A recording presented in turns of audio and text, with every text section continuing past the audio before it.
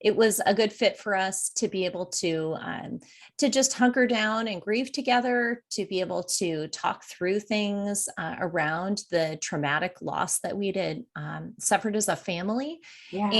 And it gave us a lot of stability to do these familiar rhythms that had been in Yes. place in our family for so many years before Rob's death.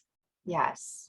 It was just a continuation of what you guys had done. What with this, the trauma involved, it was actually really just beneficial to have you hunker down like that. And then especially with March of 2020, when everything started to shut down, you were telling me that it was good because it wasn't like the kids were pushed back into social settings and they didn't have to, put on a, a fake facade, and they weren't forced into that. They were able to process everything the way that they needed to at their own pace because of Yeah. that.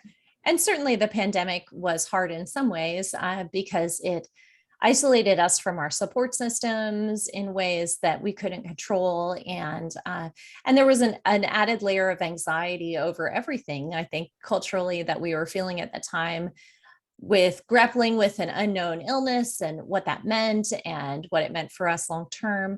So there were certainly burdens that were associated with the pandemic, and Yeah. it being just a season of a lot of death. It was hard to hear those things frequently. But then there were also some places where it offered a lot of relief, and certainly the isolation, having to stay at home, to slow down our pace, to spend more time outside. These things were real gifts to us that were a surprise, really, in that season. Yeah. Yeah. Uh, you're, I was talking to you about this, but like you're at home